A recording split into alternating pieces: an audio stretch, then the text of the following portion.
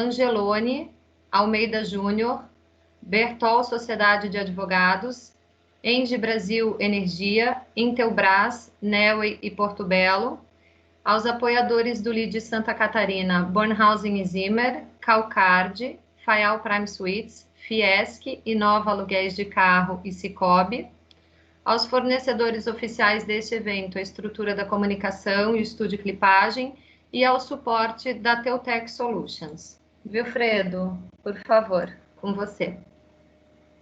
Olá, amigos. Boa tarde.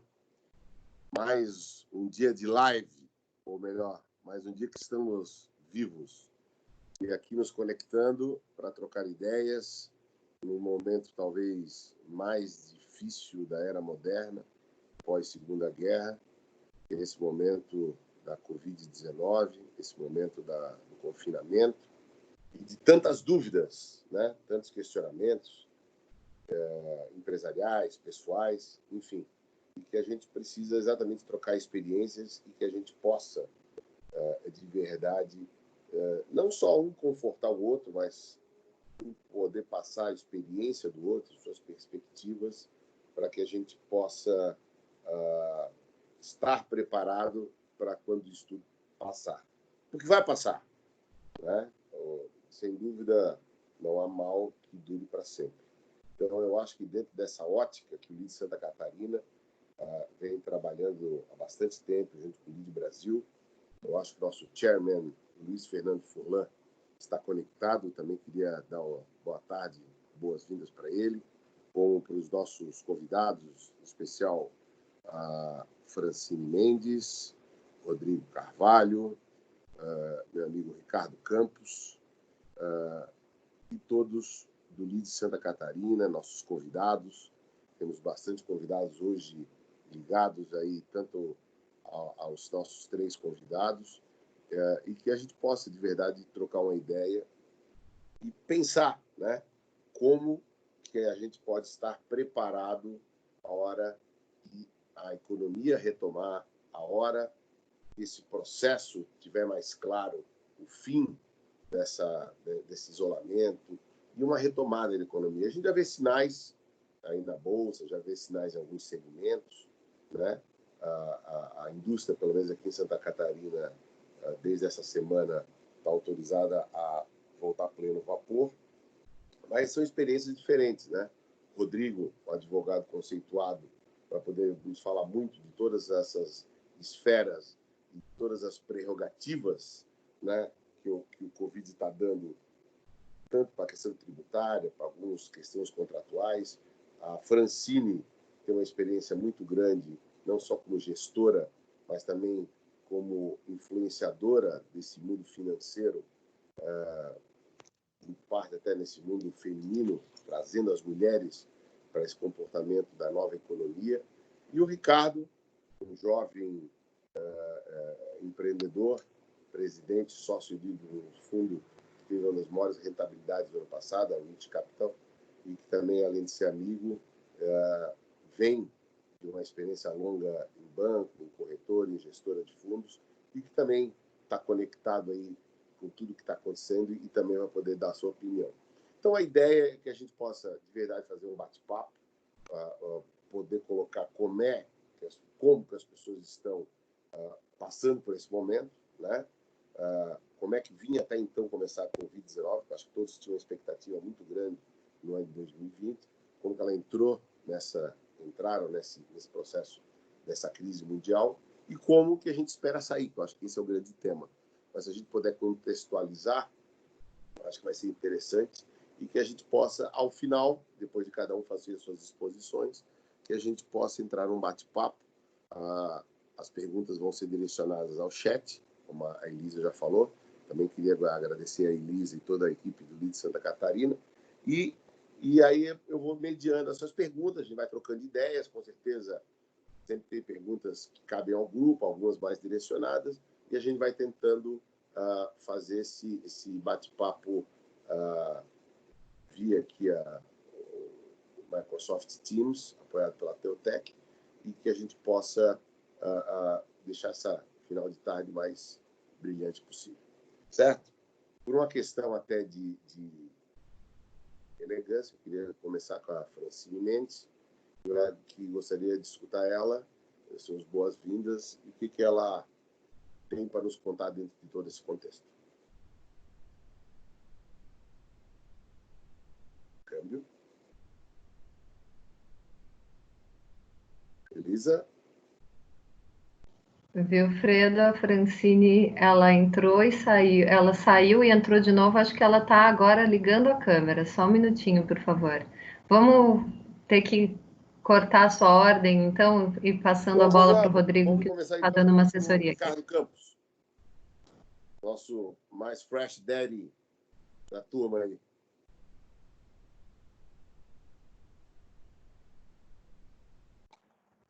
Alô.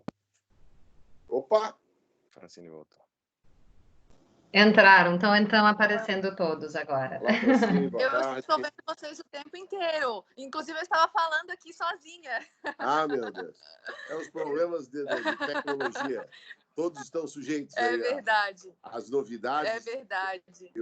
Ontem eu participei de uma reunião de conselho de administração do Grupo Eternity, do qual eu faço parte, e inventaram mais um outro tipo de conexão. Então, eu já estou com 4, 5 dispositivos aqui, cada um tem suas peculiaridades, sempre tem essas questões práticas. Mas eu já fiz a estamos à mercê introdução. da internet, das intervenções. Isso. Eu vi, obrigada, Wilfredo, obrigada, Elisa, obrigada, Rodrigo, Ricardo. É um prazer estar aqui com vocês. Claro que preferia estar numa outra situação, num outro contexto, mas a realidade que estamos vivendo é essa mesmo. Estamos muito preocupados, sobre todos os sentidos, porque não é uma crise financeira, é uma crise de saúde. Então, o imponderável ele fica mais evidente e cada vez mais nos sentimos numa guerra cujo adversário é silencioso. Então, é muito difícil a gente conseguir fazer projeções, enfim, e trabalhar com números muito reais em relação a isso.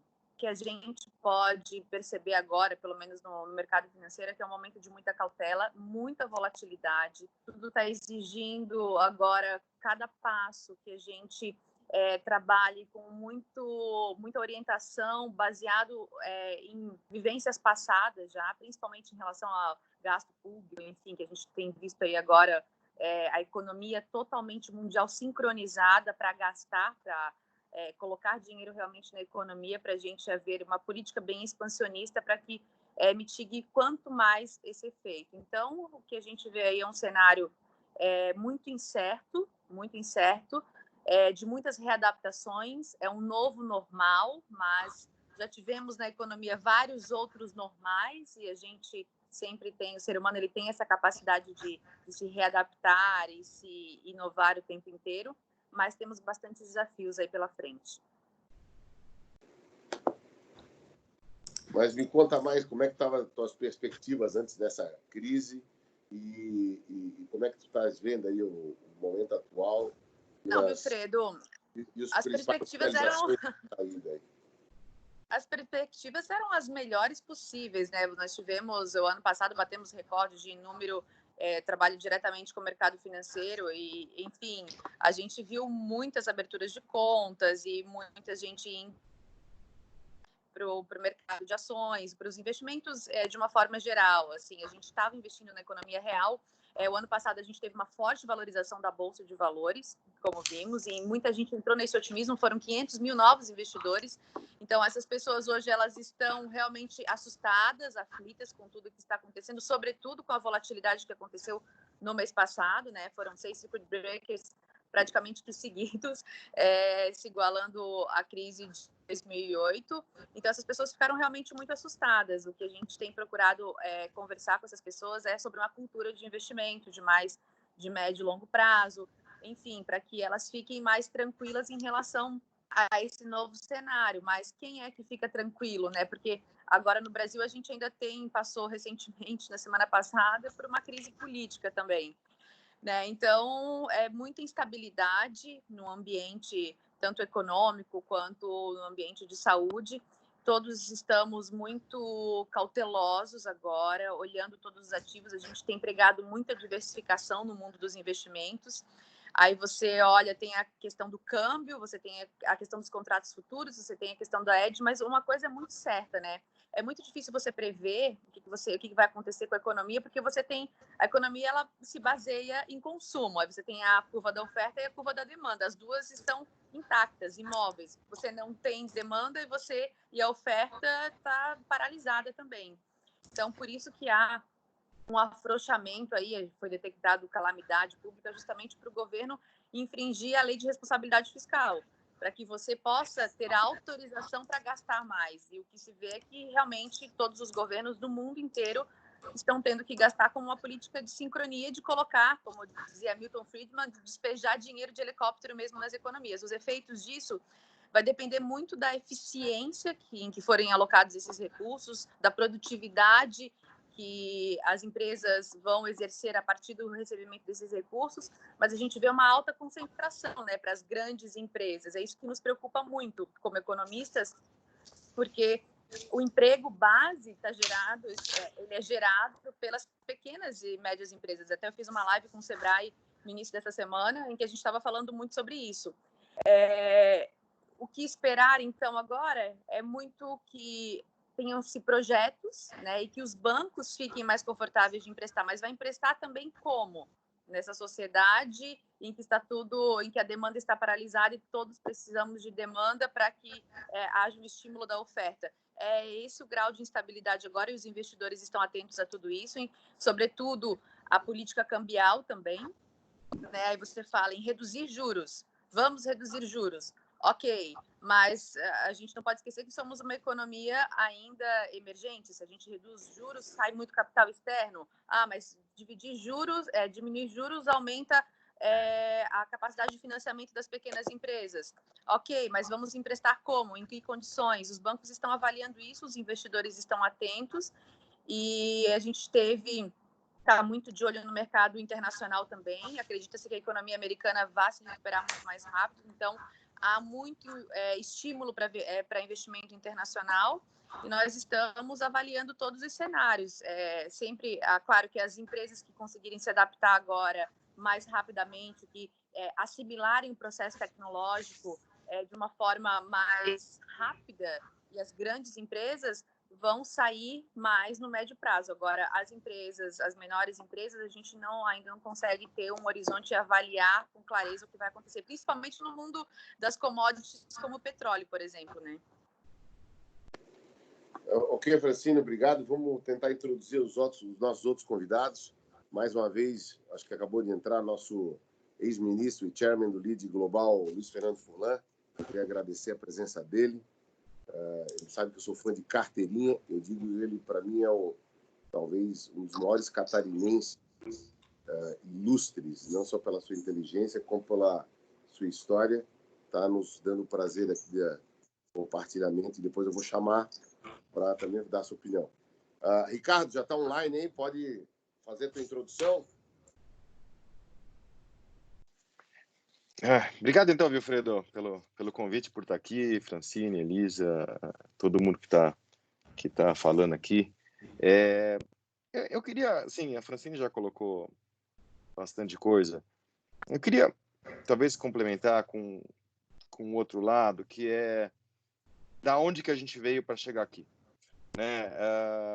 Se a gente pegar todas as últimas crises dos últimos 30 anos, a gente começou ali 97, crise da Ásia, 98, crise da Rússia, depois tivemos a desvalorização do real, e em todas elas, a gente era o pequeno, né, e tinha um irmão grande para salvar a gente.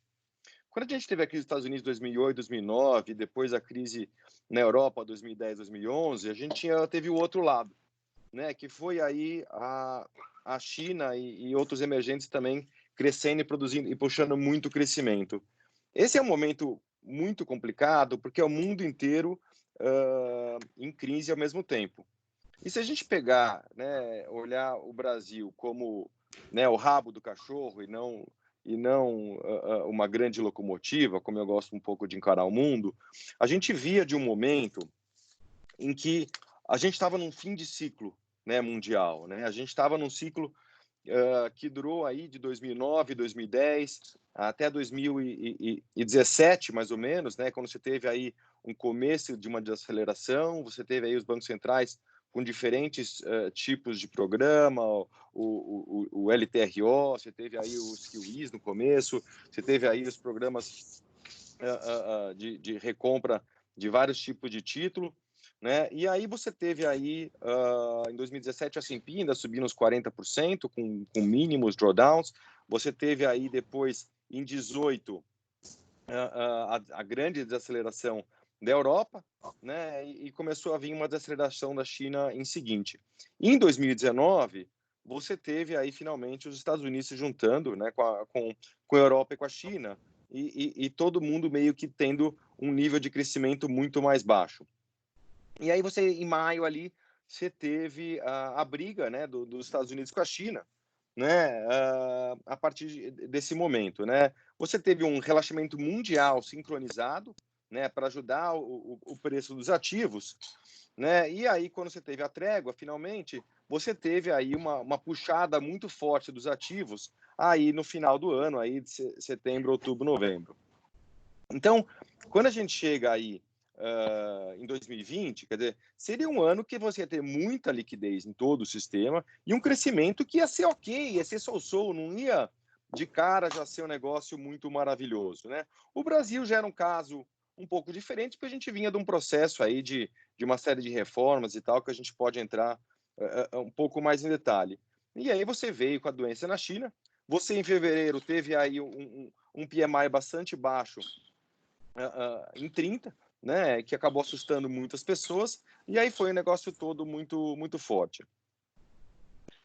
E aí, quer dizer, o Brasil, nesse cenário, eu acho que o Brasil teve algumas coisas muito boas, né? O Brasil, quando você pega os principais diretores de Banco Central do mundo que comentaram aí as crises grandes, principalmente a crise de 2008, e o Bernanke falando, ele falou, olha, talvez o meu grande erro tenha sido não agir tão rápido quanto eu poderia ter agido. E hoje, quer dizer, acho que no Brasil e assim como outros países, os estímulos foram muito fortes, né? O estímulo do Brasil de política monetária foi instantâneo, né? O Roberto Campos Neto, eu acho que exemplar o trabalho que ele fez ali, de movimento bastante grandes. Agora, os estímulos fiscais, assim no Brasil como em outros países, eles demoram, eles precisam ser aprovados pelo Congresso. Nos Estados Unidos foi o mesmo processo também, mas eles estão acontecendo. Agora, com relação à retomada, aí eu acho que a gente tem que ver como é que está o nosso curso aí de epidemiologista amador, né? Porque a resposta para a sua pergunta, ela depende de quanto tempo a gente ficar parado, porque a gente tem um risco muito grande de você ter problemas ao longo de toda a cadeia, né? Quando você começar a ficar muito tempo parado, você não sabe como é que vai ser isso, porque as cadeias, cada uma depende de uma parte da outra. Óbvio que os bancos centrais têm um potencial de injetar liquidez na economia que a gente já viu que provadamente eles conseguem sustentar o preço dos ativos em níveis bastante altos, que até é o que está acontecendo com a Bolsa agora, essa recuperação. Mas a crise econômica, ela é muito mais lenta, né? E a gente não sabe o que vai acontecer, porque as empresas pequenas e médias, elas ainda não sentiram esse dinheiro chegar para elas.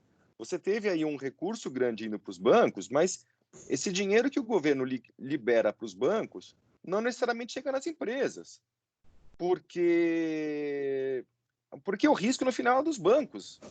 O governo dá o dinheiro para eles e fala, empresta, mas o dinheiro acaba empossando. Porque se o governo não tiver, né, tomando o risco do lado dele, de um momento de quebradeira, os bancos também não vão tomar. Porque, em última instância, quem vai correr o risco dessa crise demorar mais, que está todo mundo imaginando? Os bancos não vão tomar. E como ninguém quer tomar. Deixa eu até comentar depois contigo, obrigado, Ricardo. Aqui em Santa Catarina, o Banco de Desenvolvimento, BADESC, e o Banco Regional do Extremo Sul, que Santa Catarina é sócio, junto com o Paraná, Rio Grande do Sul e Mato Grosso do Sul, hoje a Assembleia aprovou uma medida aqui que vai ter um fundo garantidor, vai ser muito interessante, e vai subsidiar grande parte dos juros para o pequeno e médio empresário. Então, acho que tem isso precisa acontecer mesmo. Para que a coisa possa evoluir. A gente está falando de questões financeiras, nós temos uma questão que tem sido prática também, que é a questão de direitos e deveres. Essa coisa ficou bem confusa e está.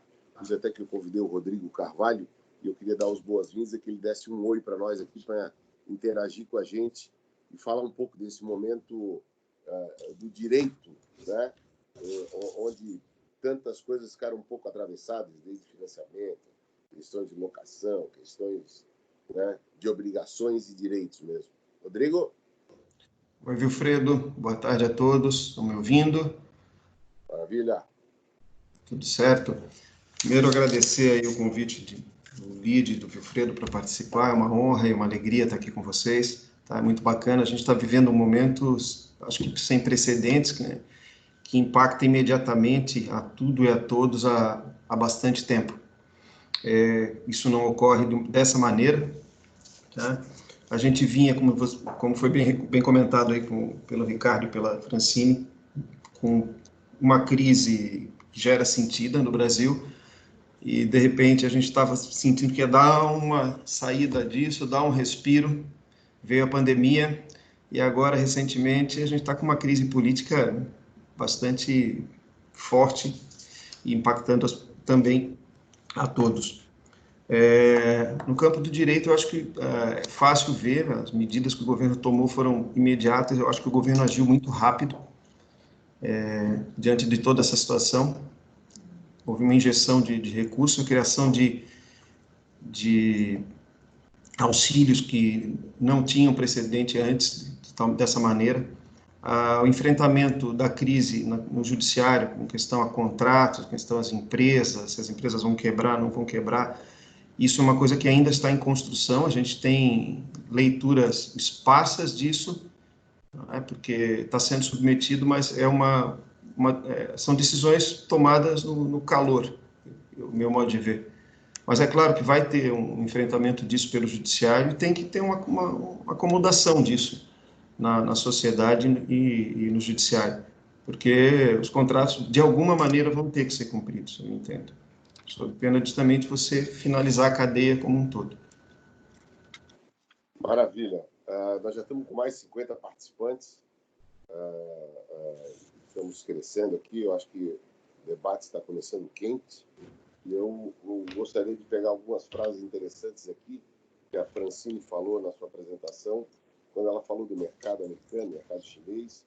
E uma dúvida que me vem nessa relação, acho que tem um processo em vigor aí, que nasce disso tudo, que é realmente esse questionamento da grande dependência e uma certa internacionalização de alguns setores da economia, né? De um lado, o Brasil é um grande fornecedor de commodities, de alimentos, dependendo muito de tecnologia de ponta, de produtos de primeira linha. E hoje, vários movimentos, né, de compre mais coisas brasileiras, ou talvez que ressurja, né, um grande movimento da industrialização brasileira e coisas que tinham sido deixadas de lado. Como é que você vê isso, Francine e Ricardo, nessa relação de ao final disso, poder retomar algumas questões relacionadas a essa questão industrial e essa dependência brasileira de alguns países em vários setores, principalmente os setores de tecnologia de ponta? Olha, Vilfredo, Ricardo, vou retomar aqui só o pensamento, porque assim, se você, a partir do início ali do século XX, a gente teve um grande fenômeno mundial, né? Um pouquinho ali antes da Primeira Guerra Mundial, chamado globalização. Então, esse fenômeno que foi em que as economias se uniram e tudo mais, e até cogitava-se que não haveria uma Primeira Guerra Mundial porque tinha um efeito globalização, em que parecia que estava tudo, o livre comércio estava funcionando de uma forma quase que na sua perfeita paz. E o que houve? Depois tivemos a Primeira Guerra Mundial e houve uma inversão de polos. O eixo, a centralidade da globalização que era na Europa, ela migrou para os Estados Unidos.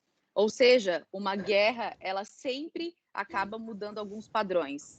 Não que a gente esteja vivendo uma guerra de armamentos agora, mas é uma guerra silenciosa, e uma guerra ela é devastadora para todas as economias, e estamos vivendo uma guerra coletiva. Ok. que se vê, qual é o que se fala hoje no mercado? É que vai haver um movimento de desglobalização agora. Os países vão internalizar os processos, não mais internacionalizar. Então, por quê? Já veio, por exemplo, na economia japonesa, que está encerrando e está dando incentivos para suas empresas voltarem-se para o Japão, para poderem produzir internamente. Vai haver um movimento de desglobalização agora natural. Os países vão se fechar mais. Acredito que os países que se readaptarem agora tecnologicamente e oferecerem incentivos maiores, e acredito que também não vai ser mais como era antes, da questão de que querer redução de custo a qualquer preço, aumento de lucro a qualquer preço. Eu acho que vai haver, nesse sentido, uma mudança de padrão do consumidor interno, uma mudança de padrão dos governos também, e o mundo, ao meu ver, nos próximos anos, ele vai encaminhar-se aí para um fechamento maior. Não sei qual é a visão do Ricardo em relação a isso, mas é o que a gente acaba no cenário vislumbrando aqui mais no médio e longo prazo. Não concordo em gênero, número e grau, né? O Brasil, de forma geral, ele é um grande frustrado, né? Porque ele teve desde a época da ditadura, a tentativa de industrialização, e nunca conseguiu. O Brasil é uma das economias mais fechadas do mundo. O Brasil exporta hoje, continua sendo exportador de matérias-primas e sem matérias-primas, a não ser algumas poucas empresas aí de Santa Catarina, que são grandes exemplos de conseguir, né, que nem a WEG e outros aí que a gente pode comentar, que são aí grandes exemplos nacionais, ou a própria Embraer, que é uma produtora de itens de alta complexidade. O Brasil é um dos países mais fechados do mundo. Boa parte da nossa exportação ainda está nas commodities.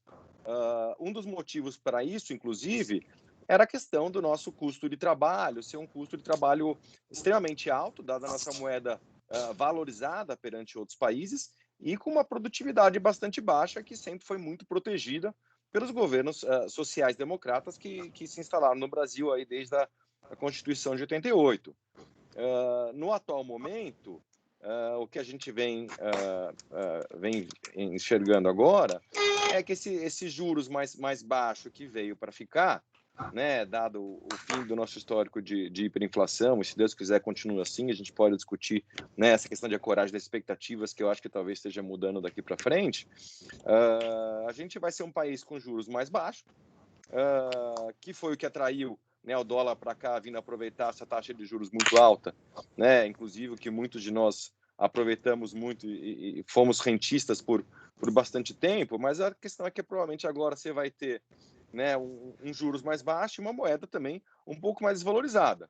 E a partir de agora, sim, a gente pode começar a entrar, né, num processo de nos inserir na cadeia global.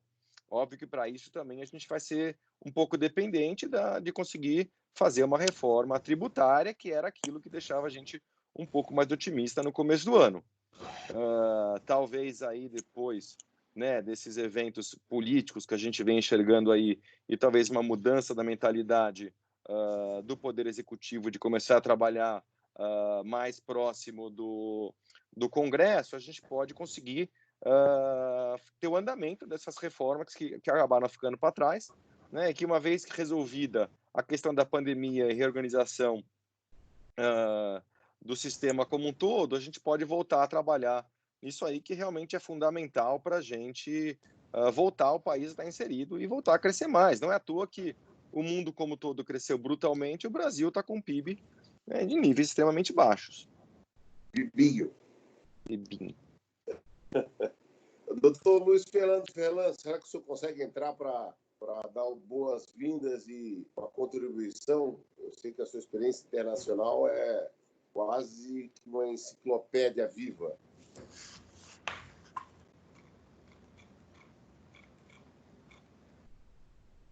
sei se ele consegue entrar. Elisa, consegue botar o doutor Luiz Fernando aí no ar? Vou pedir para ele desbloquear a câmera e microfone, Wilfredo. Enquanto isso, se quiser ir conduzindo, eu já peço para ele aqui no particular. O Luiz Fernando entra, enquanto que tu estás vendo dessa visão internacional, você que é um cara internacional também, que viaja muito, tem conexões no mundo inteiro. E conta a tua visão aí. Eu acho que é impactante a gente considerar o tempo de reação que isso levou, né? Eu acho que aqui em Santa Catarina a gente está passando por uma situação de retorno das atividades. Foi, eu acho que, um dos primeiros lugares a adotar o isolamento, e isso que impacta diretamente nas pessoas, né? Isso, todo mundo sente que internet é minha, será? todo mundo tá sentindo isso, e olhando o restante do mundo, a gente vê que quem não adotou isso de imediato está sofrendo aí um desastre na saúde, né? Mas eu digo nessa questão internacional, entendeu? Essa questão do mercado olhar mais para o Brasil olhar mais para ele, ou tu acha ainda dessa questão, as empresas que tu atende, se elas estão começando a olhar mais, ou visualizar as oportunidades que vão abrir aqui dentro do mercado brasileiro pós-pandemia aí? Eu acho que vai ter um movimento de economia local, porque essa crise vai dar uma percepção de que a gente vai depender muito de ter as coisas próximas funcionando. A exemplo do que a gente sofreu quando houve aquela greve de caminhoneiros, que as coisas existiam, mas não chegavam. Acho que isso vai ter um movimento nesse sentido, mas essa situação que atingiu o mundo como um todo, ela dá para todos uma percepção global e de pertencimento ao mundo muito maior. Hoje a gente percebeu, com esse isolamento e com essa massiva utilização de recursos tecnológicos, que a gente está a um clique de qualquer pessoa. A palavra saudade, que é tão dita como uma palavra unicamente brasileira, né, ela pode ser extinta, porque só eu clicar lá eu vejo a pessoa, eu falo, quase que estou, só não vou abraçá-la, mas esse sentimento que a gente nutre aqui entre nós de ter saudade, ela pode ser extinta. Então, isso vale para os negócios, isso vale para qualquer relacionamento. Eu acho que as pessoas, como elas estão passando por isso no dia a dia, em casa, elas vão levar esse sentimento para os negócios, para as empresas como um todo. O mundo vai se tornar muito menor, muito mais próximo. Entendi. Doutor Luiz Fernando, conseguiu entrar? Eu não sei se estou conseguindo. Eu vejo e ouço vocês. Ah, entrou aí, ó. Estamos aí, ó. Doutor Agora entrou? Entrou. Ah, que bom. Eu vi essa moça tão bonita aí no vídeo e não conseguia Obrigada. participar, não é mesmo? Obrigada, Olha, obrigada. Você sabe que às vezes eu sou do contra, né? E vocês dois que apresentaram falaram muito que o Brasil só exporta commodities e tudo, né? Eu fui durante muitos anos presidente da Sadia. E vocês sabem que para cada franguinho é colocado dentro de um saco plástico com marca e tudo, e que cada 10 franguinhos coloca dentro de uma caixa de papelão. Então, a Sadia era, e agora BRF, com a Perdigão mais ainda, o maior exportador de caixas de papelão do Brasil, o maior exportador de saco plástico do Brasil, não é? E o produto chega para o consumidor com marca na gôndola do supermercado. Isto, para vocês, é commodity. E o que é feito para a Europa é de um jeito, o que é feito para o Japão é de outro jeito, o que é feito para o Oriente Médio é diferente, e o que é feito para a China é diferente. Cada mercado tem as suas peculiaridades. Então, vamos dar um desconto nessa história de commodity. Fecha essa página. Hoje, nós estamos vendo que o dinheiro não compra tudo. Não é? Ah, preciso de respirador. Ah, tá bom, aí faço o pedido do respirador. O Wilfredo tentou fazer isso aí por Santa Catarina. Aí a empresa não entrega, porque vai alguém lá e paga o dobro. Imagine se, e provavelmente vai acontecer, até 2040, 2050, que a segurança seja a segurança alimentar.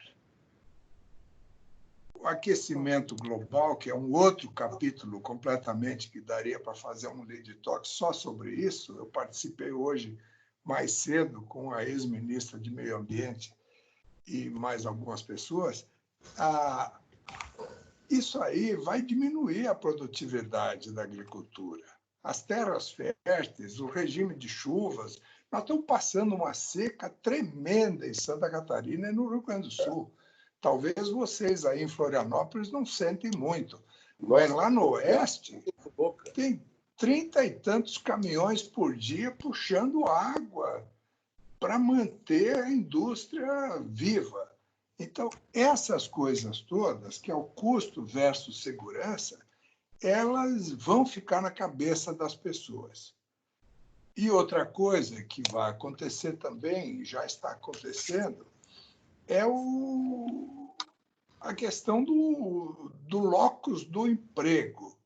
Eu estou vendo, né, algumas empresas que eu participo, acabo agora de sair de uma reunião de conselho da Vivo, que um bonito prédio, né, toda aquela estrutura, segurança, isso, gente, servindo, vai cair em desuso. Isso significa também que o setor imobiliário, prédios comerciais, né, veículos, né, vocês estão em casa, não... Ontem participei de um debate sobre combustíveis, né? O etanol não está vendendo e a cana-de-açúcar está lá e tem que colher e moer. Só para colocar mais dúvidas que o novo normal vai ser completamente diferente. E muito obrigado, Wilfredo e a equipe, de me deixar participar de um evento aí na minha terra, que, olha, está aqui no coração sempre. Nosso mais ilustre catarinense, doutor Luiz Fernando Furlan, sou fã de carteirinha dele.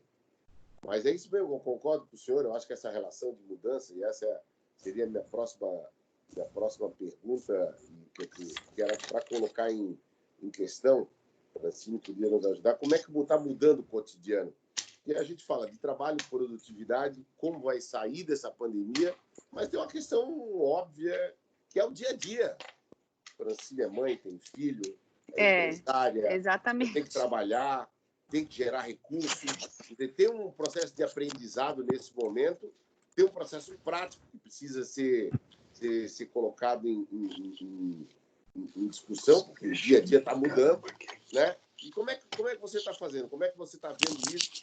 Como que eu acho que você vai sair disso?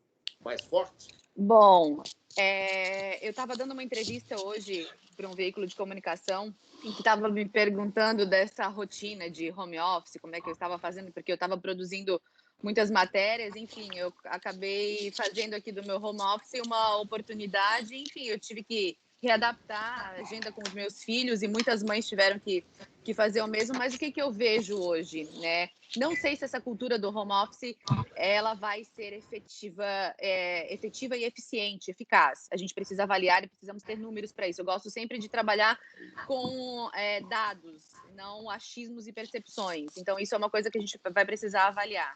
Para algumas profissões, acredito que vai funcionar muito. Para outras, nem tanto. Agora, o que eu vejo que vai se sobressair depois dessa crise toda, claro que vai haver uma mudança brutal de paradigmas e concordo com o Dr. Luiz Furlan, que ele falou sobre commodity. Acredito que commodity vai ser algo extremamente importante no mercado, porque se você tomar a pirâmide de Maslow, que fala sobre sobrevivência, o primeiro item de sobrevivência, o primeiro instinto humano é o de sobrevivência. Então, as commodities são muito importantes em relação a isso. Agora... Não fala commodity, fala alimento. Commodity é minério de ferro, tem um monte de coisa. Temos água. A questão, nós vimos agora também a questão, o petróleo dos mercados futuros na semana passada, que foi uma commodity que simplesmente os contratos futuros, a pessoa precisava entregar o petróleo, não quero receber, eu pago para não receber, pago para ficar aí. Então, vai depender muito dessa questão de oferta e demanda. Eu volto a repetir aqui, porque a empresa que entregar comodidade hoje, eficiência e conveniência, ela vai se manter em pé. Mesmo. A empresa que ela não conseguir entregar essas 3 ferramentas vai ter muita dificuldade. Você vai ter que ser muito eficiente, porque o consumidor ele vai ficar muito exigente nesse processo. Então, Airbnb, aí uma empresa que entrega comodidade, eficiência, conveniência. O Zoom, a plataforma que ninguém utilizava antes dessa crise, dessa pandemia, muita gente está utilizando, entrega comodidade, eficiência, conveniência. Então, você pega muitos, e está muito ligado à tecnologia também e essa conveniência. Agora, as empresas que não se adaptarem a isso vão ter sérias dificuldades. Então, o mundo que iria demorar em torno de uns 20 anos para chegar nesse estágio, está vivendo um estágio de 20 anos em 3 meses. Então, a gente está tendo que se readaptar, inclusive mudando os termos todos, até para o mercado financeiro a gente está, assim, muito inseguro em relação ao que vai acontecer. Por isso que a gente tem falado sempre muito, diversificação. Vamos diversificar os investimentos, a gente acredita mais na economia hoje, numa recuperação mais rápida dos Estados Unidos. Acreditamos que no Brasil vai demorar um pouco mais, o grau de endividamento estima-se que vai chegar em 90% do PIB, começou com 75%, acredita-se que vai em 90%, só que o que acontece, né? Você pode até ter um endividamento público elevado, mas você precisa gerar renda. E como é que você gera renda? Você precisa aumentar a capacidade produtiva. Como é que você aumenta a capacidade produtiva? Você introduz a tecnologia. E como é que você introduz a tecnologia? E você vai voltando nas cadeias, sabe, com processo de eficiência e aprendizado, capacitação. Por isso que a gente tem que ver muito onde é que a gente vai gastar esse dinheiro agora, que o governo está disponibilizando em projetos de empresas que vão se readaptar a essa nova realidade para construção de renda, para que a gente possa financiar esse déficit todo público. Então, vamos conviver com uma inflação agora, no curto, médio prazo, muito abaixo. Acho que a gente vai ser um desafio para o governo trabalhar com o juro mais baixo, porque tem a questão do câmbio também, que a gente não pode desvalorizar tanto assim a moeda. Então, é um grande desafio para o novo normal, e essas empresas agora, principalmente, vão ter que adaptar o físico ao digital. Aí vem as plataformas de omnichannel, que você tem que antes as empresas estavam vislumbrando quando iam fazer, como iam fazer, então teve que fazer imediatamente para poder sobreviver.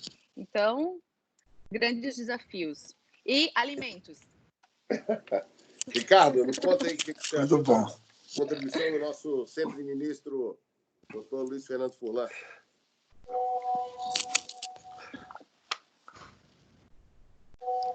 Campos, câmbio. Ai, caramba.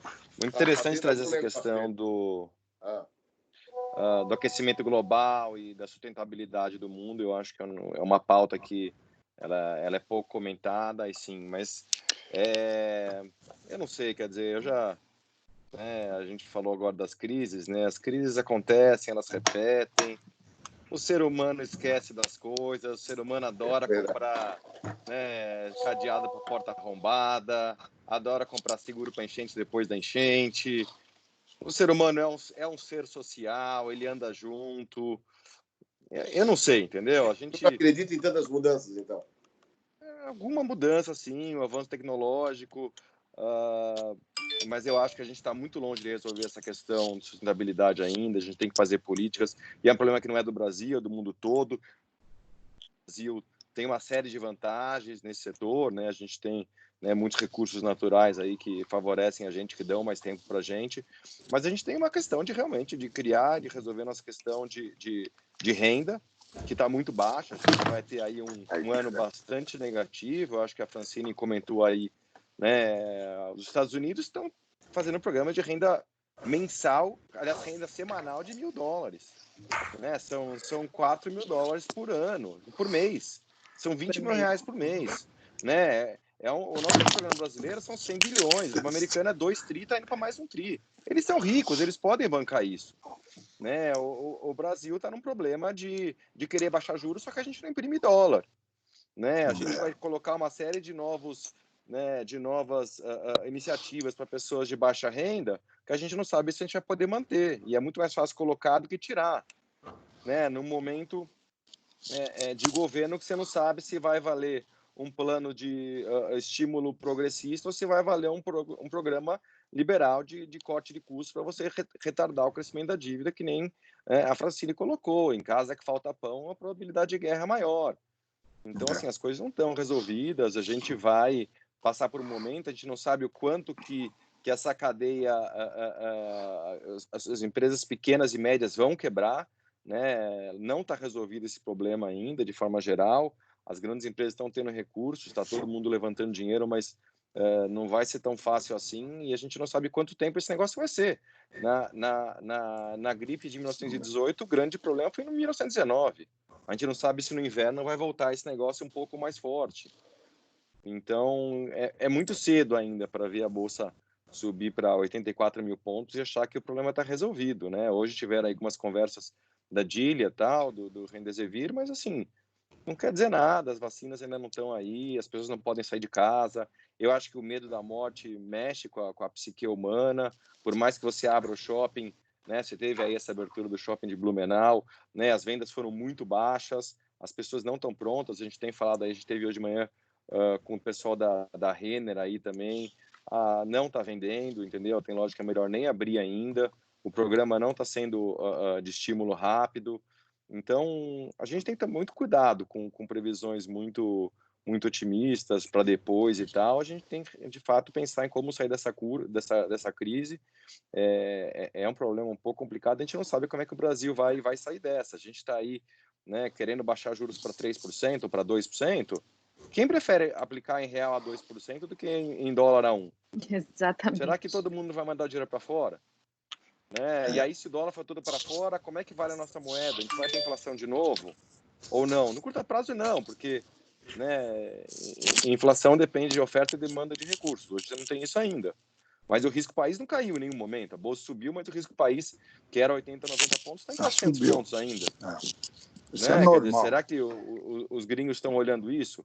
A gente teve uma saída de recursos do nosso mercado aqui do Brasil de 100 bilhões de reais. Na crise de 98, foi 25. Né? Não sei o quanto que eles estão vendo isso, o quanto que eles estão interessados em voltar para o Brasil, sendo que eles estão com muito problema na própria casa deles, esse negócio não resolveu ainda. Óbvio que tem alguns setores que são beneficiados, né? Óbvio que a Magazine Luiza, que a Via Varejo, que a B2W, né? Que a Raia Drogasil, que a Panvel, que os supermercados estão mais tranquilos, porque são, né, bens de consumo mais comuns. Né? Como vai ficar toda essa rede do varejo, toda essa turma? Então, assim, tem que tomar um pouco cuidado para ir preocupar com os próximos problemas ainda. Eu já queria convidar a todos, falando nisso, antes de passar a palavra para o Rodrigo aí, na próxima quarta, dia 6, 17 horas, ministro, o Flavinho Rocha, presidente da Riachuelo, da Guararapes, do Grupo Guararapes, vai estar aqui com a gente numa live, junto também com o César Gomes, da Porto Belo. Olha, e a gente vai poder boa. um pouco aí com grandes empresários, aí, essa situação do varejo, esse mercado de ponta, construção civil, alguns outros segmentos, que também nos dão aí uma capacidade de entender essa movimentação de recuperação. Mas, Rodrigo, me fala um pouco do seu cotidiano aí como advogado, como administrador, músico, maestro. Como é que está vendo essas mudanças do dia a dia e essas perspectivas pós-pandemia do cotidiano, do dia a dia? Wilfredo, a gente foi forçado a adotar uma digitalização que estava adiada há muito tempo. O home office, eu nunca pensei em botar o meu escritório em home office. Aí chegou no dia 13 de março, eu recebi a notícia, 12 de março, que uma das estagiárias aqui do escritório estava na sala da UFSC com uma menina que tinha voltado de Roma e estava com suspeita de coronavírus. Aí o escritório foi de um dia para o outro, assim, não tem fazer uma reunião, todo mundo para casa. E operou um mês, e pouco, mais de 5 semanas, assim. E a gente tem uma certa familiaridade, porque o judiciário opera assim, o processo hoje é todo digital. É raro você ter um processo físico, né? E isso já vem há bastante tempo. Santa Catarina também é protagonista nisso, foi onde começou a digitalização e a automatização do judiciário. E isso vai espraiar para todos os campos. Eu não vejo volta nisso. Todo mundo que passou por essa crise agora, de uma maneira ou de outra, se digitalizou ou adotou ferramentas digitais.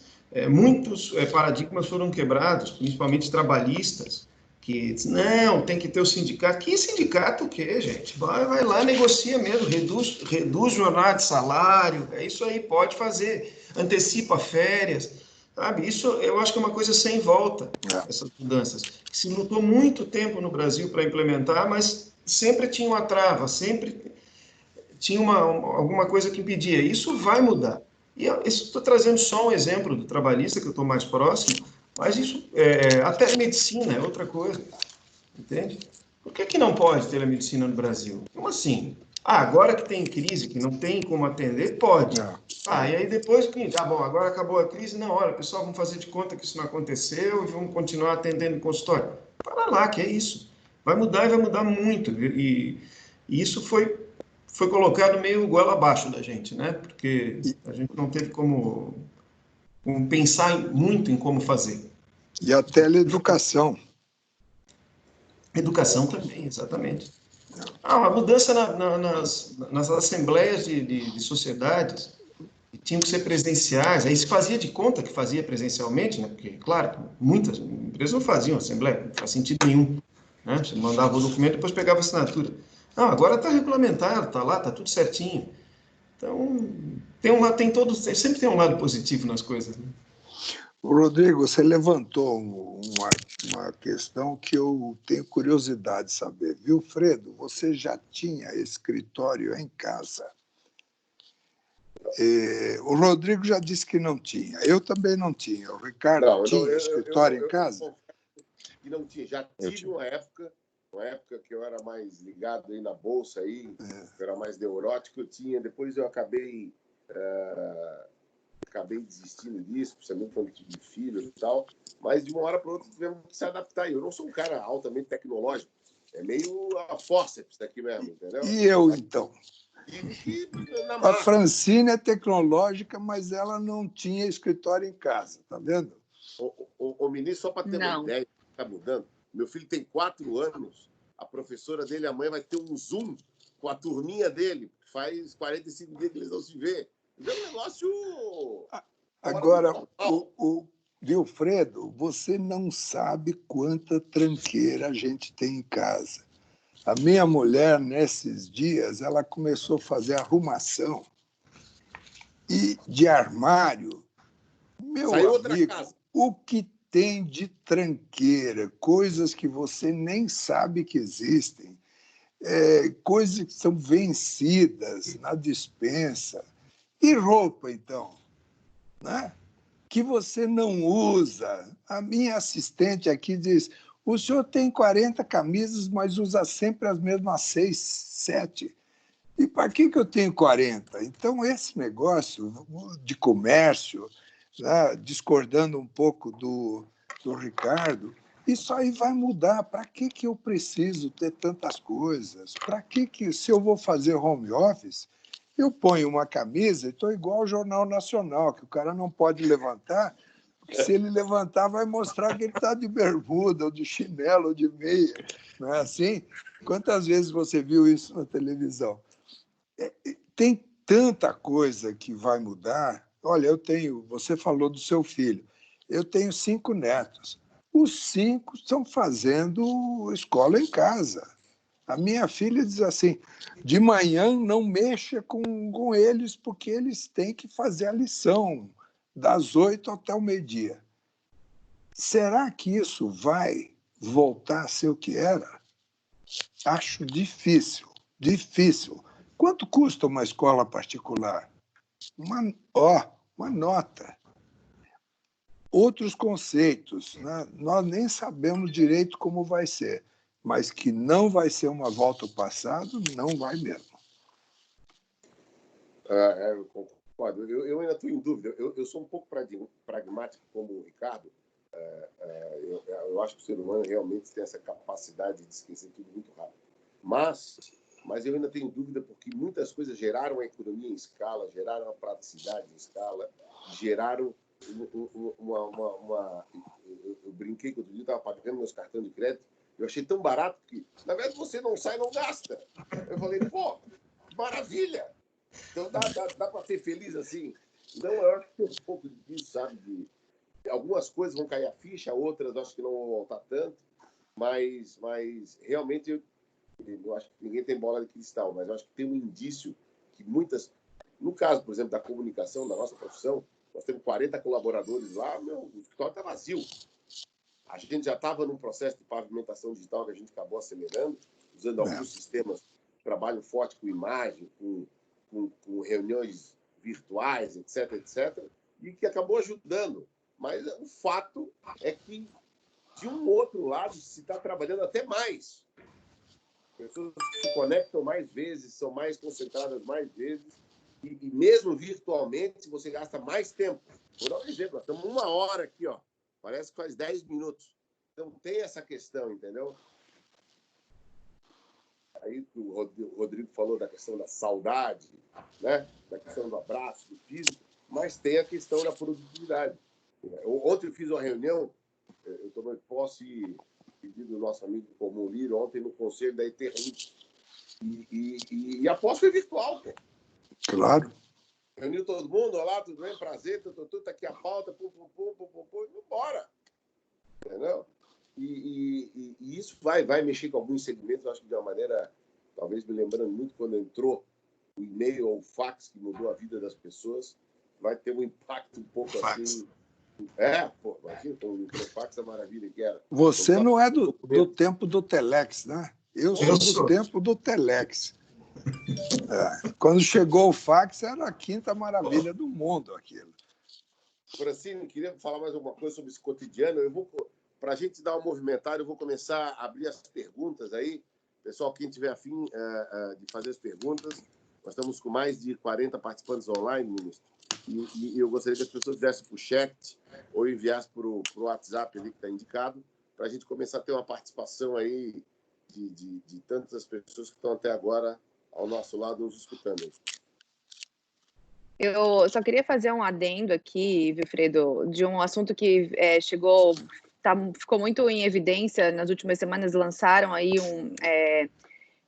um argumento de que o Brasil precisava de um novo plano Marshall para se recuperar, né, da economia. Não sei se vocês viram alguma coisa a respeito, e se bateu muito nessa tecla, em tudo quanto é live, todos falavam porque o Brasil precisa de um novo plano Marshall, Eu só estou até agora tentando entender como é que seria esse plano Marshall, né? Porque o plano Marshall foi um plano para a recuperação da Europa arrasada pela Segunda Guerra Mundial, em que os Estados Unidos foi o patrono. Eu queria saber quem vai ser o nosso patrono desse... Você! Exatamente. Então, esse patrono aí, mais uma vez, o que a gente tem que entender agora? O Ricardo trouxe a prerrogativa de que os Estados Unidos estavam dando $1.000 por semana para as pessoas, porque é uma economia forte e consegue bancar e financiar isso. A gente está dando R$600 por mês para essas pessoas. Isso é uma pesquisa muito interessante e eu acredito muito numa economia que possa ser produtiva quando ela é menos desigual. Embora tenham vários autores que discordem disso, o último prêmio Nobel de Economia, quer dizer, um dos últimos, o Milton Friedman, ele falava muito do Estado menor e que a economia se regula automaticamente. Aí você vem e com a teoria de Keynes lá de trás, dizendo que o Estado não se regula, quando vem uma crise ele precisa de uma intervenção, mas os dois são unânimes em falar que o sistema atual, o capitalismo em si, ele tem uma ineficiência perante a crise. Agora, a gente precisa falar de desigualdade social. Se a gente não conseguir falar de desigualdade social em relação a isso, porque você falou, Wilfredo, que parou de consumir, seus gastos de cartão diminuíram, eu parei também, meus gastos de cartão diminuíram, enfim, muita gente que tá acostumado num padrão está sentindo um efeito às avessas, mas tem os outros 32 milhões que perderam tudo, né? Que simplesmente não tem nenhuma renda entrando, o brasileiro não tem poupança, só 22% das pessoas guardaram alguma coisa para viver os próximos 3 meses. Então a gente tem um incentivo aí do governo agora, e essa pesquisa foi muito interessante, porque hoje o grau de pobreza no Brasil é em torno de 17%. Fizeram um estudo. Se o governo mantiver esse programa de R$600 por pessoa, desses 32 milhões de brasileiros, depois que a economia retomar aos poucos para a gente manter o nível de renda. A estimativa veio de que a pobreza cai de 17% para 6%. Ou seja, é algo de se pensar para a gente fazer essa política. Mas você está falando em que o governo deve financiar. Bom, a gente está falando de um país em que tem uma população muito pobre. Agora, se ele retira de todo mundo, a gente simplesmente sai de uma pobreza de 17% e vai para 23%.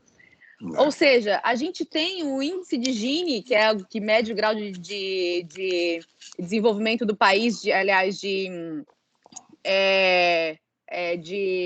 meu Deus, me fugiu a palavra agora, de IDH. Concentração de renda, IDH do país, exatamente. O IDH do país, o que acontece? Ele simplesmente aumenta a desigualdade social.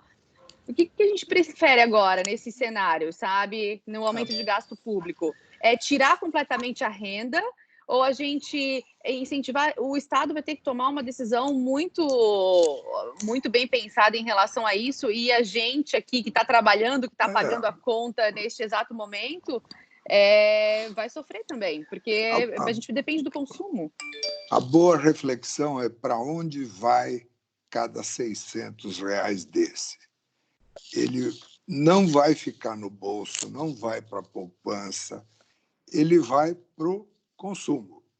Não é? Exatamente. E isso movimenta a economia. Eu não posso competir com a Francine porque eu sou sócio da Necton e ela é da Genial. Eu era sócio da corretora Concórdia. Não, vocês se lembram disso? Eu era proprietário da corretora Concórdia. Aí nós juntamos com o Spinelli e virou Necton. Então, eu não posso ficar colocando azeitona na empada da Francine, não. Eu sou competidor dela. Wilfredo, eu vou precisar desconectar, porque, você sabe, eu vou entrar agora num outro evento do LIDE, onde eu coordeno também o debate. Mas, olha, eu gostei muito de participar com vocês e me convide sempre, porque eu vou estar presente. Tá? Eu até ponho uma camisa dessa mais social aqui para participar. Muito obrigado. Obrigado, ministro. Seu microfone está no mudo, Wilfredo.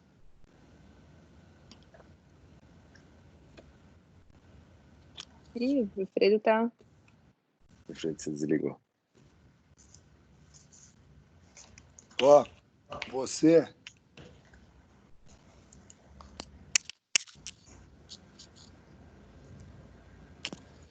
Ele não vendo. Percebeu. Wilfredo, seu telefone está no mudo.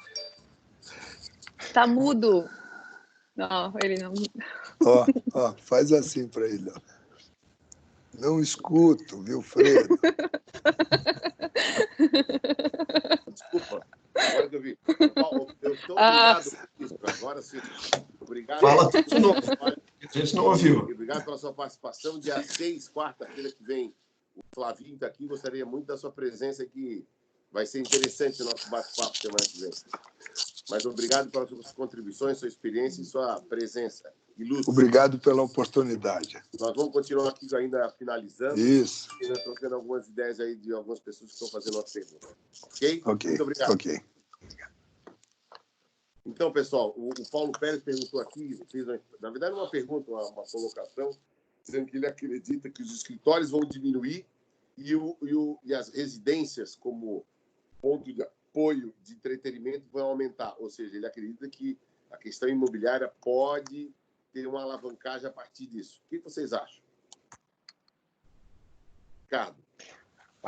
Eu acho que a gente volta para essa discussão que é infinita, quer dizer, se vai aumentar o home office ou não, qual a produtividade do home office. Eu acho que cada um tem a sua... Óbvio que as pessoas vão conseguir fazer mais coisas, óbvio que viagens vão ser evitadas, óbvio que assim, muito vai mudar, já estava mudando, quer dizer, na maior parte dos bancos que eu trabalho e tal, já tem canais de conferência funcionando, e esse negócio deu uma andada que não dá para negar. Agora, assim, talvez você precise de escritórios menores, tá? Você vai ver se isso aí, né, qual o grau de que vai mudar isso, vai ser 1, 10 ou 100. Não tem como a gente ver isso agora.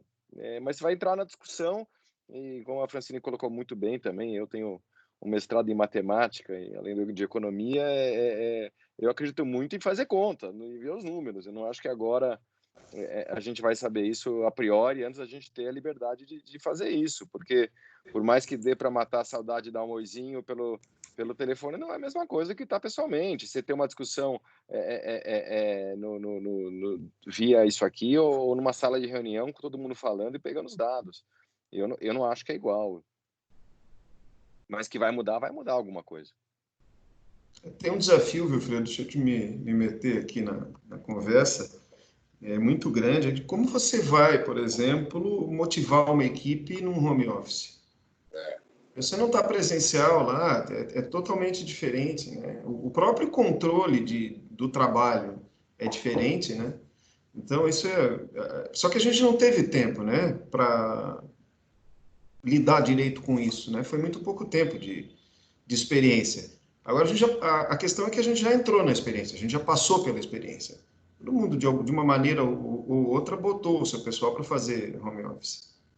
Só a contribuição que eu queria dar. Frank, o que você acha?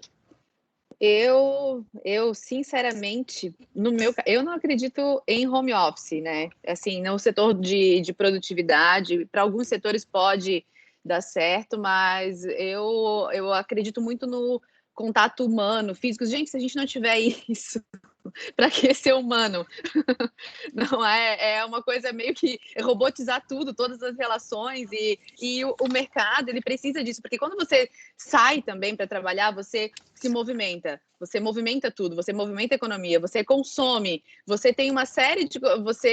É igual, vocês citaram aqui, preciso só de uma camisa, preciso só de uma calça, preciso de... Gente, meus sapatos, eles acham que eu morri, juro. Eles pensam assim, ela morreu porque eu nunca mais fui no meu armário pegar um sapato. Então, assim, e as lojas que vendem sapato, sabe? E tudo mais. É inacreditável. Assim, outra coisa que eu não acredito na eficiência escolar em relação a home office. Meus filhos aqui entram no home office, eles ficam das 8 da manhã ao meio-dia, mas, assim, não tem contato com os coleguinhas, sabe? É monótono, é chato, é triste. Eu acho, assim, entediante. Não sei. Sem falar que aumenta a produtividade, eu também não sei se aumenta a produtividade, porque no meu caso, que cuido dos dois, tenho um monte de coisa para fazer, eu tenho um monte de distração. Hoje eu fiquei a manhã inteira tentando gravar um vídeo e tinha um pessoal cortando a grama aqui no meu prédio e ficaram cortando a grama 2 horas e eu não conseguia gravar o vídeo, sabe? E é toda hora, mãe aqui, mãe ali. Claro que eu não sei um home office sem com os filhos estudando. Talvez funcione, talvez não, mas eu acho muito chato, porque para mim eu acho que a sorte aparece quando a gente está em movimento, né? E quando você está preparado, quando você está engajado, quando você vai motivar a equipe. Pode ser que funcione a questão de custos, redução de custos, mas a gente vai viver sempre nessa questão de redução de custos. Aí, fazendo redução de custos, a gente teve que abrir muitos mercados, teve que fazer uma super globalização, o mundo ficou todo integrado, o que adiantou também? Então, eu não sei, acho que temos que avaliar os números, temos que ver os números, tudo que eu falar aqui, que a gente falar aqui vai ser achismo agora, né? Não dá, eu posso falar pela percepção que eu tenho tido em casa, e eu acho que o consumo vai retomar com as pessoas circulando também. Quanto mais ficarmos em casa, menos eventos tiverem. Quando você faz um evento de posse, você precisa se arrumar, você precisa botar uma roupa, você precisa... Isso vai dinamizando. Poxa, agora não tenho esse costume, agora não tenho esse sapato, agora tem que arrumar isso. Em casa, a coisa fica mais no piloto automático, sabe? Então, acredito, não sei se eu acredito nesse modelo, mas a gente precisa entender os números depois para poder ter uma análise mais consistente em relação a isso. Maravilha, eu concordo também. Eu acho que eu tenho dificuldade nessa coisa do home office e nessa coisa muito robótica. Não é uma coisa... Eu tento ser moderno em outras coisas, isso aí me incomoda bastante. Obrigado por concordar em gênero e número igual com a Francine. Coisa assim que eu preciso ver as pessoas, eu preciso falar alto, eu preciso ter reação e ação das coisas. Então, realmente, essa coisa, eu acho que para algumas coisas serve, mas para outras é uma frieza total, entendeu? mas ela é evidente que ela vai fazer parte dessa discussão do cotidiano, do dia a dia. Não vai ter muito como se livrar disso, que as opiniões começam a ser diversas, né? As relações começam a ser conflitantes, e essa experiência, por bom ou por ruim, ela vai sempre gerar essa pauta a partir de agora, né? Tem uma pergunta do Diego, da Teotec, aqui, pessoal. A gente já vai estar quase encerrando, quero ver se daqui a pouquinho a gente já encerra. Eu sei que todos têm seus afazeres ainda. O Diego, da Teotec, pergunta, e com bastante relevância, sobre a questão do papel das empresas, mas do ponto de vista social. Ricardo, você que assessora algumas empresas, é sócio de algumas empresas do teu fundo, a própria Francine com a empresa dela, o Rodrigo com seus clientes, como é que vocês estão vendo a participação das empresas, dos empresários, do ponto de vista social nesse momento? Olha, eu tenho assim, como a Francine colocou a questão da guerra, né, da reconstrução da Europa, eu tenho visto assim muito positivamente isso, né? A gente internamente fez aí alguns programas de distribuição de cesta básica, inclusive. Eu tenho visto, de forma geral, as empresas muito engajadas em fazer programa de mudança. Eu acho que faz total sentido. A gente tem que estender a mão nesse momento da forma que cada um puder. As empresas aí tão próximas, as empresas têm uma série de pessoas que estão trabalhando, que não estão, que podem estar ali, que sabem da necessidade do momento, e ajudá-las, porque, né, inclusive, eu acho que teve esse pacto aí de uma série de empresas que entraram aí, de grandes empresas que entraram de não demissão, né, e eu acho que isso aqui é fundamental nessa hora. Você colocar alguma pessoa na rua, nesse momento, você tem plena consciência que ele não vai conseguir, e obviamente tem uma família por ali também e que vai ficar na mão nesse momento. Esse é o momento de todo mundo se proteger e ajudar a proteger aqueles que estão aí. Eu acho que a gente está falando com o pessoal do LEAD aí, né, responsável por uma série de empresas, né, empresas conscientes, e que a gente precisa estar com isso na cabeça, porque o governo está tentando fazer a parte dele dentro do espaço necessário, né, aprovando aí a PEC de guerra aí para conseguir fazer um ajuste. Agora não é hora de fazer a conta de quanto que vai aumentar a nossa dívida, né? É uma despesa que a gente chama de one-off, né? Não recorrente. Então, as próprias pessoas mais liberais possíveis estão vendo isso. Agora é a hora da gente ajudar.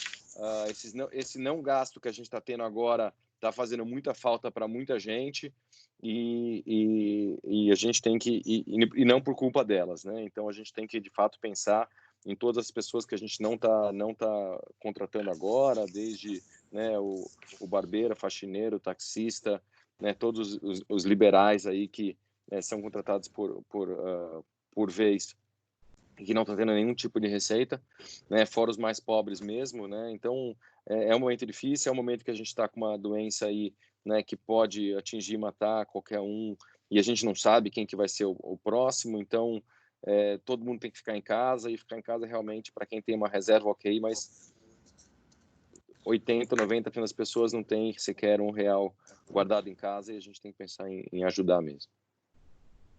Fran. Tem um movimento chamado nos Estados Unidos Stop the Spread, que reuniu os 600 maiores empresários americanos e que foi copiado recentemente aqui no movimento Fica em Casa por uma empresa chamada Ingresse, e muitos empresários aderiram.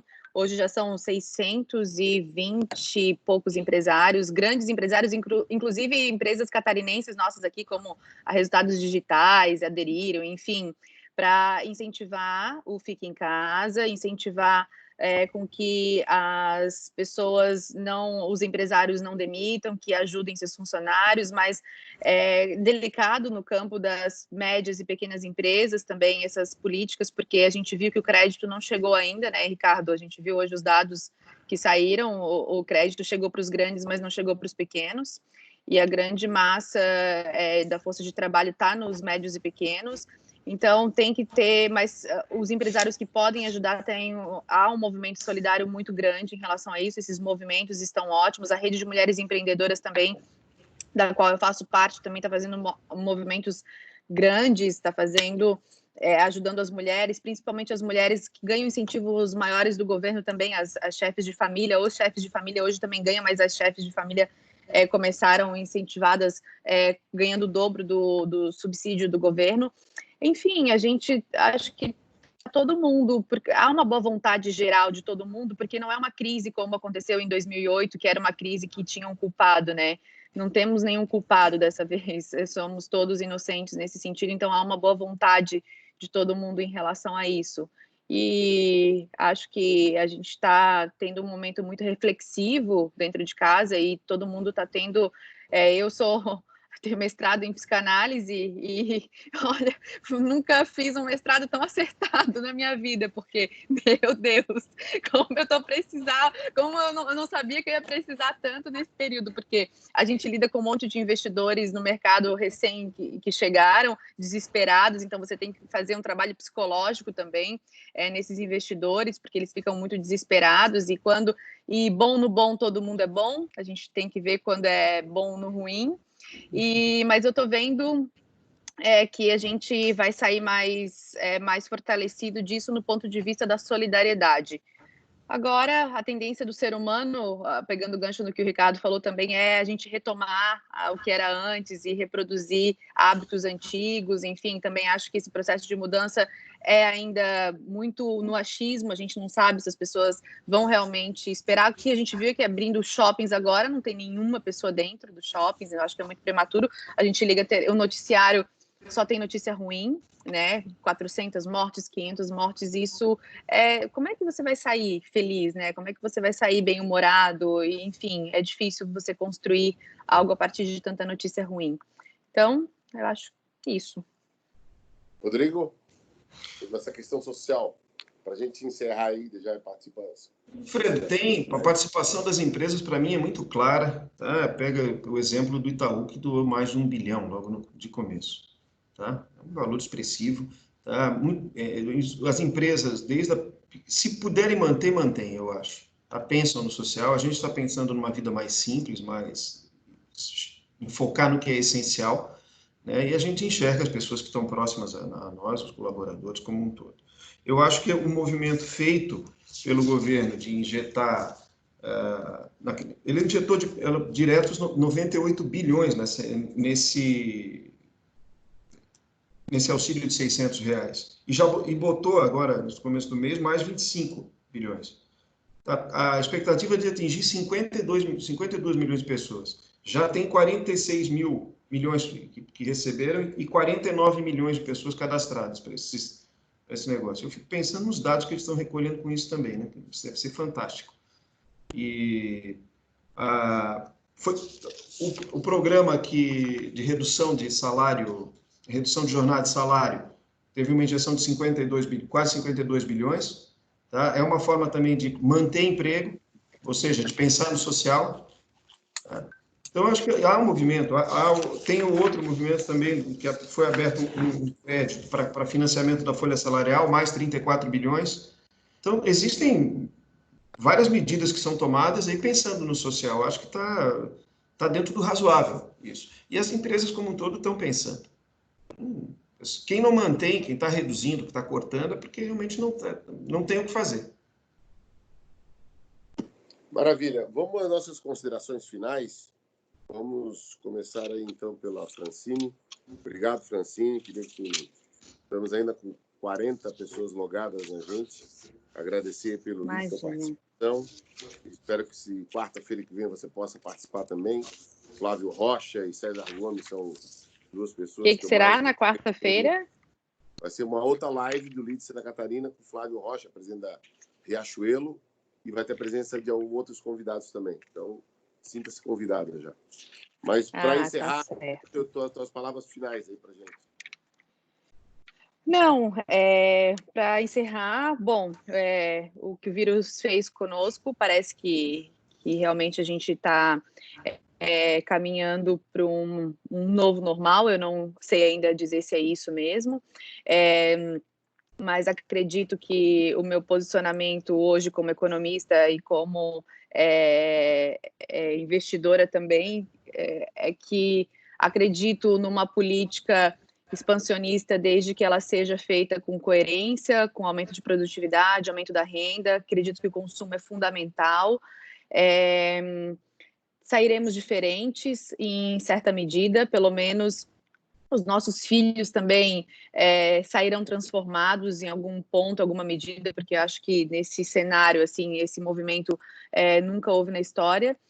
E minhas considerações são que agora fiquemos com a mente sã, principalmente, né? Porque é um período muito difícil, que precisamos também, acho que a mídia precisa dar um respiro. Às vezes eu peço um pouco de silêncio, sabe? Para que a gente possa restabelecer a sanidade mental, até também não sermos tão irresponsáveis a ponto de ignorar tudo que está acontecendo e também não paranoicos, para viver em paranoia e achar que tudo vai acabar. Então, é um momento de muita responsabilidade agora, muita reflexão, para que retomemos aí o mais rápido possível a economia e a saúde. Obrigado. Ricardo? Olha, assim, a ideia, né, da conversa era dar um pouco de sugestão para, né, da economia para frente, e aí eu pensei, né, eu que passo o dia, né, analisando empresas e conversando com as empresas, algumas sugestões, né, para as pessoas nesse momento, né, de se preparar, né, para eventual aprofundamento da crise, né. Eu acho que a gente está vendo aí uma curva do Brasil que parece boa, mas agora, esses últimos dias, começou a dar alguns sinais piores. Então, de fato, construir o seu plano de contingência, né, saber como é que vai ser, né, os seus itens que você pode cortar para manter o core dos seus business, né, e fazer essa pergunta o quanto antes, para não fazer uma hora um pouco mais atabalhoada, né.